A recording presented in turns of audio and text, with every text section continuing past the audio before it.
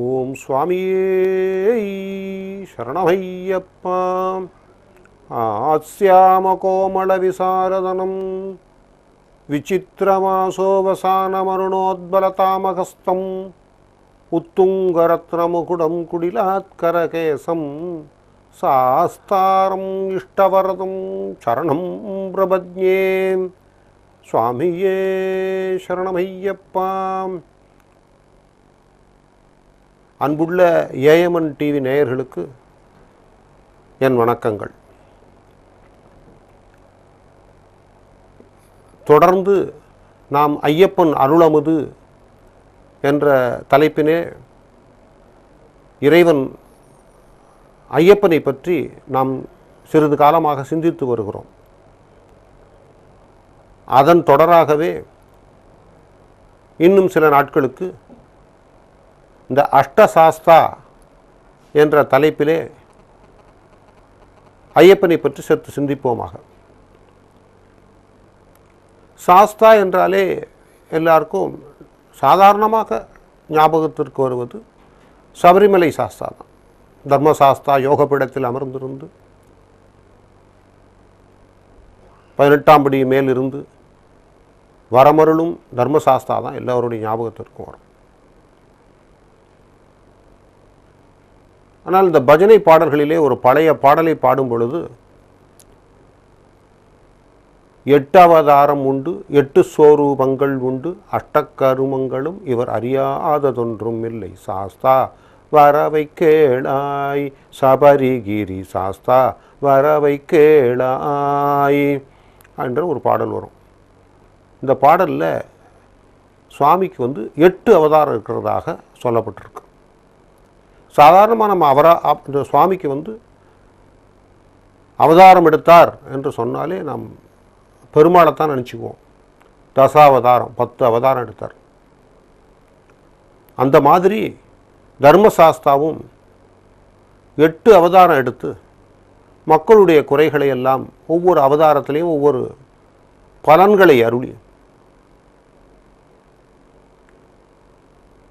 அவர் மக்களை வாழ வைத்துள்ளார்.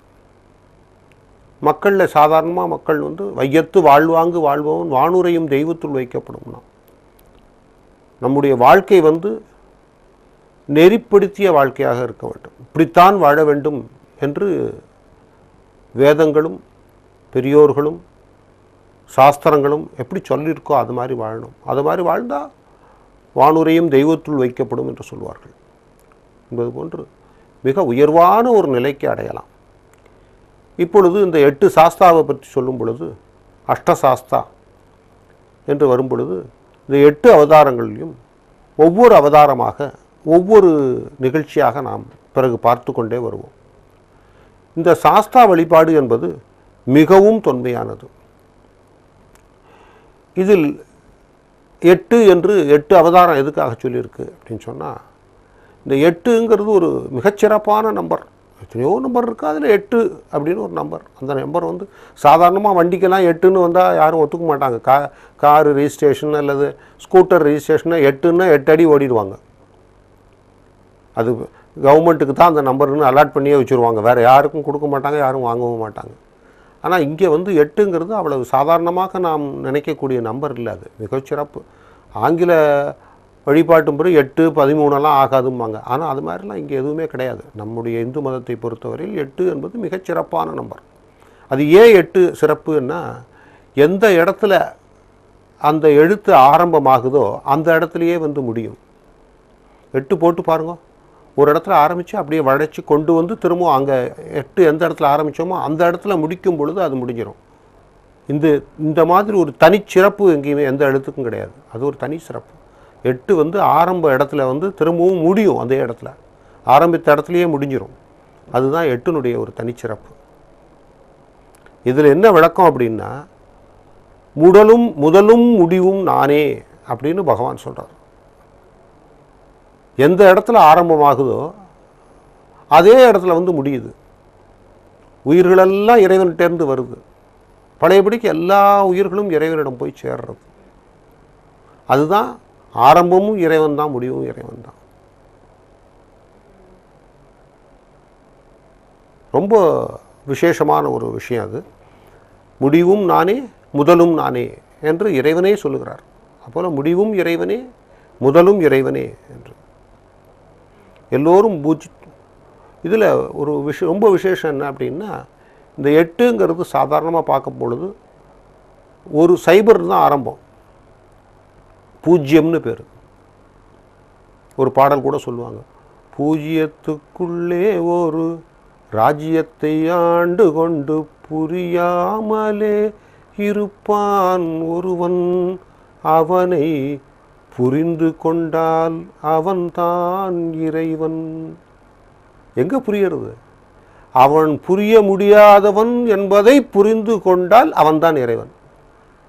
ஏன்னா அவனை யாராலையும் முழுசாக புரிஞ்சிக்க முடியாது. ஏன்னா பகவான் அவ்வளவு பெரிய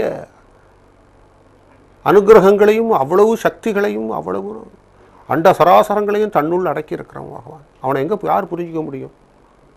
ஒரு மகான் சொல்லும் போது சொன்னார், வால்மீகியும் வியாசரும் கூட பகவான் கிருஷ்ணரையும் ராமரையும் அவங்க எந்த அளவுக்கு புரிஞ்சுட்டாங்களோ அந்த அளவுக்கு தான் சொன்னாங்க. அவ்வளவுதான் ராமரா அவ்வளவுதான் கிருஷ்ணரான்னு இல்லை.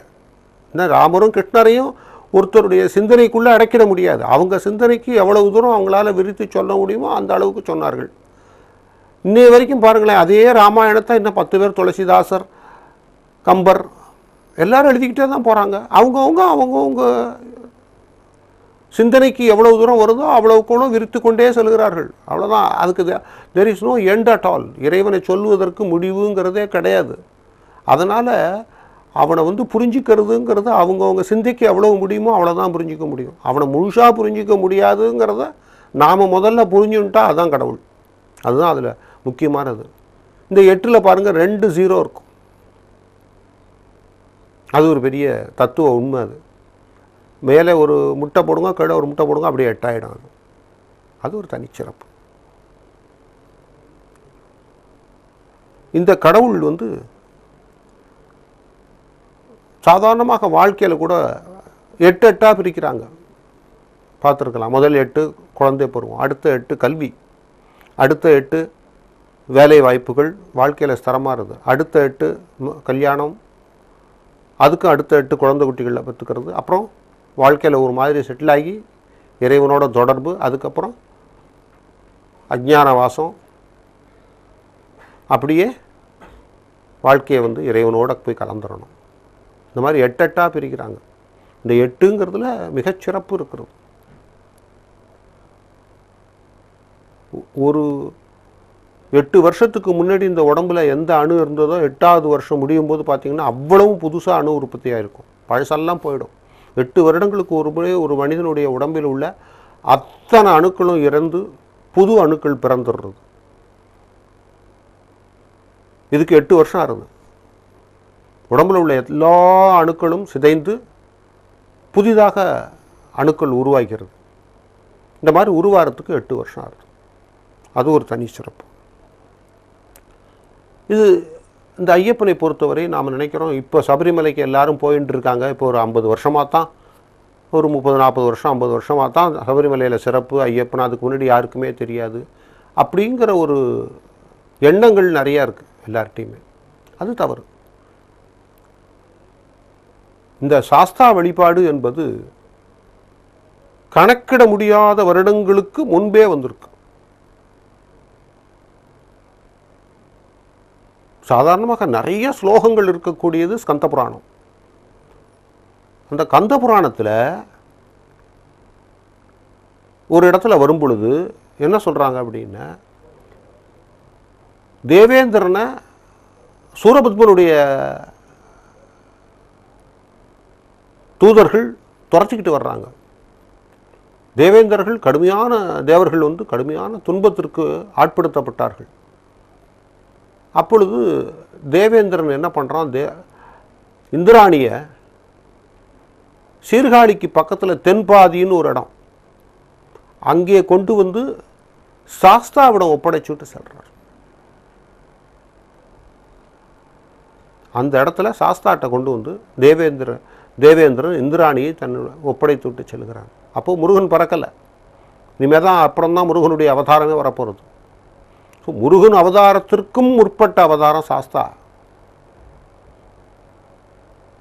ஆதி சாஸ்தா அவர், மிக பழமையான சாஸ்தா. அதுக்கு அங்கே ஆதாரமெல்லாம் இருக்கு கந்த புராணத்தில்.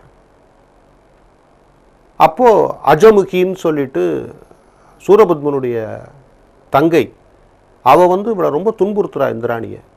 அந்த துன்புறுத்துகிற காலத்தில் அவருடைய கையை, சாஸ்தாவுடைய தூதர்கள் வந்து அவனுடைய கையை வெட்டி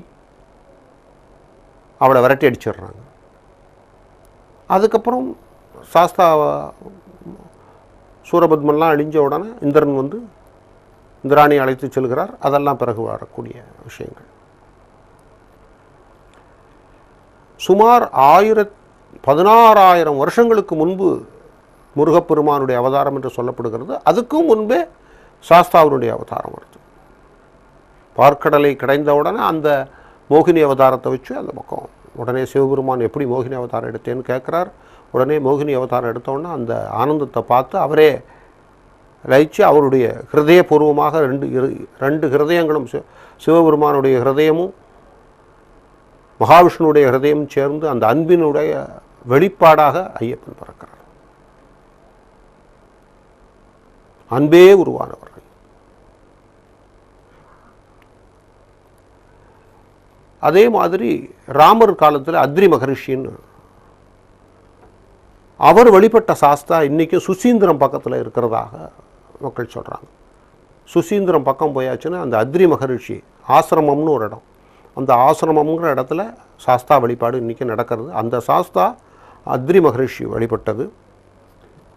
ராமாயணத்தில் உள்ள சிவதனுசுவை எடுத்து இவர் கையில் வச்சுக்கிண்டு சாஸ்தாவுடைய பரிபூர்ண அனுகிரகத்தால் ராமர் சிவதனுசுவை உடைத்தார் அப்படிங்கிறதாக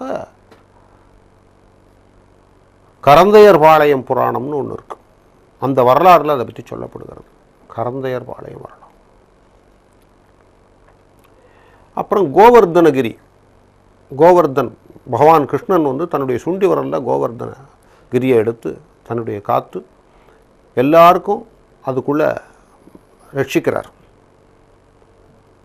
அந்த மாதிரி ரட்சிக்கும் பொழுது சாஸ்தாவுடைய காவலர்கள், மெய்க்காவலர்களாக இருந்த 8 பேர், மாக்காளர்னு சொல்லுவாங்க அவங்க, அந்த 8 பேரும் 8 திசைகளிலையும் தன்னுடைய சக்திகளை வச்சு அப்படியே அதை பிடிச்சுட்டாங்க. ஏன்னா பகவான் கிருஷ்ணனுக்கு எந்த வகையான கஷ்டமும் வரப்படாதுன்னு அவங்க நினச்சாங்களாம். ஒரு கருணை, பகவான் கிருஷ்ணன் மேலே பகவானே கருணை, எல்லா தேவர்களுமே கருணை புரிந்தார்கள். அப்போது அவர்கள் வந்து 8 பேர் வந்து 8 கம்பை வச்சுட்டு அந்த 8 திசைகளையும் தாங்கினார்கள். பகவான் கிருஷ்ணனுக்காக அவர்கள் சௌரியம் பண்ணாங்க அப்படிங்கிறதாக ஒரு சில கருத்துக்கள் கிடைக்குது. நம்ம சங்க காலத்திலேயே பார்த்துருப்போம். சாத்தன் வழிபாடுன்னு சிலப்பதிகாரத்திலே நிறைய வருது. அதோடு மட்டும் இல்லாமல் பல புலவர்களும் அந்த பேரை வச்சுருந்தாங்க. சீத்தலை சாத்தனார், மோசி சாத்தனார், அப்புறம் வந்து ஒக்கூர் சாத்தனார், இதெல்லாம் சிலப்பதிகாரம், புறநானூறு, இதெல்லாம் அந்த சாஸ்தா வழிபாடை பற்றி நிறைய வந்திருக்கு. ஸோ சாஸ்தா வழிபாடுங்கிறது இன்றைக்கி நேற்றுக்கு இருந்ததில்லை. இப்போ கூட சாத்தனூர்னு சொல்கிறாங்க. அப்போ பழைய காலத்து இந்த சாத்தனூர் இருந்திருக்கு. அங்கே இப்போ டேமெல்லாம் கட்டியிருக்காங்க. சாத்தனூர் டேமெல்லாம் நம்ம கேள்விப்பட்டிருக்கோம். அதே மாதிரி கலிஃபோர்னியாங்கிற கண்ட்ரியில் கூட இந்த சாத்தன் வழிபாடெல்லாம் இருந்திருக்கு அப்படின்ட்டு ஒரு சில இடங்களில் ஆதாரம் கிடைக்கிறது. தென்மதுரை, கபாடபுரம்லாம், லெமூரியா கண்டம்லாம் அழிந்த உடனே அங்கேருந்து அவர்கள் ஆப்பிரிக்காவில் போய் குடியேறினார்கள். அந்த ஆப்பிரிக்கா கண்டத்திலும் சில இடங்களில் இவங்க அந்த சாஸ்தா வழிபாட்டை பின்பற்றி வந்தார்கள் அப்படின்னு சொல்லியிருக்கு. இன்னும் செவ்விந்தியர்கள்னு சொல்லுவாங்க, ரெட் இண்டீஸ், யுஎஸில், அமெரிக்காவில், அங்கேயும் இங்கே சாஸ்தா வழிபாடு இருந்திருக்கு. அதனால தான் மவுண்ட் சாஸ்தா அப்படின்னு சொல்லிட்டு அங்கேயே இருக்குது. சாஸ்தா பார்க்குன்னு இருக்குது, சாஸ்தா லேக்குன்னு இருக்குது. இதெல்லாம் இங்கே ரொம்ப விசேஷமாக சொல்லப்படுகிறது. எனவே பழமையான இறைவனுடைய அருளை நாமளும் பெற்று ஆனந்தத்தில் திளைப்போமாக. சுவாமியே சரணமையம்.